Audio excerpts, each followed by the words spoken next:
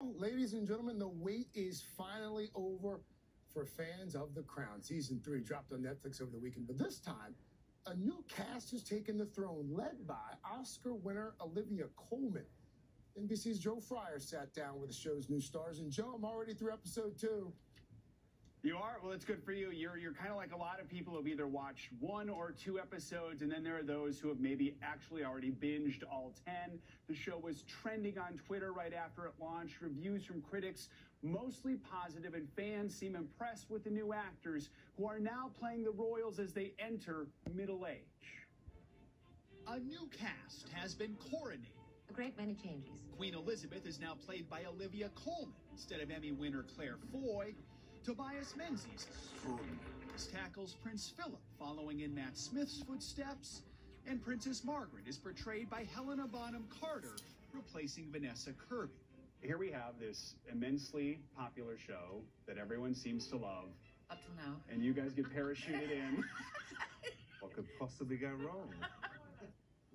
Before filming season 3, the newcomers met with behind-the-scenes folks who worked on the first 2 seasons, including creator Peter Morgan.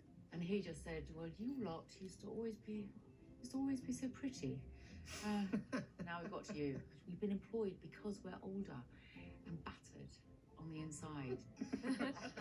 They're no strangers to royalty. This year, Colman won an Oscar for playing an 18th century queen, Queen Anne, in The Favourite. Now, she's Elizabeth. It's been a harder job to do than Queen Anne, mainly because I am quite emotional and... No one knows what Queen Anne was like, anyway. Sorry. Exactly. No, quite right, which is great.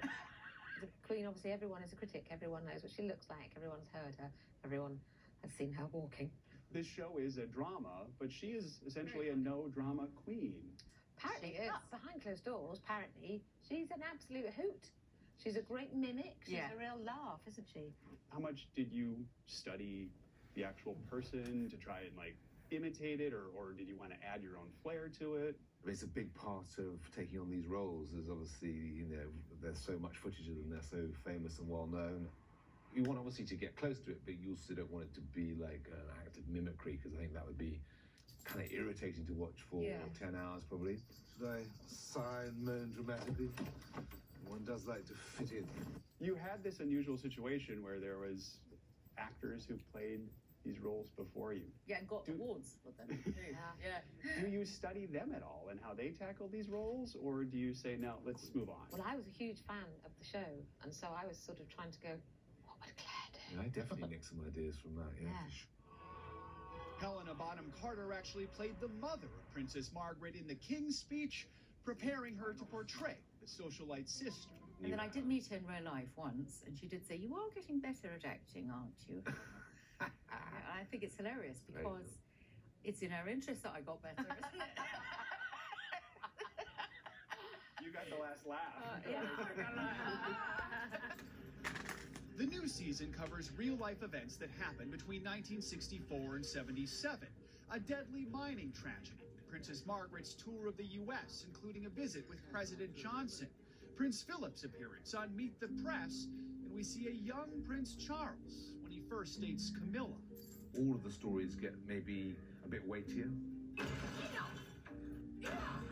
It's history that's dramatized.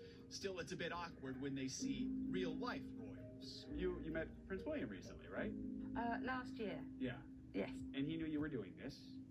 Yes, so you know, politely going on, what are you doing? Oh, no, I know what you're doing. Sorry. Do you watch it? Okay.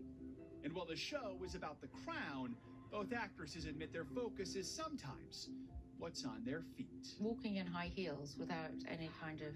It's quite hard to keep a shoe on, I find, and stockings. Once you know that Helly is not very good with high heels, you've now got to rewatch it all and watch her going, it's like Bambi on ice. Well, she's not much better. I'm marginally better. Oh, God. One other interesting note, Claire Foy's Queen Elizabeth had blue eyes. Olivia Colman has brown eyes. She was going to wear blue contacts, but trying to get them in every day was incredibly difficult and painful, so her eyes stayed brown. Now, production is already underway for season 4, which will still feature those 3 actors along with some new faces. Princess Diana and Margaret Thatcher will be part of the plotline for that season, guys. Wow. Just keeps getting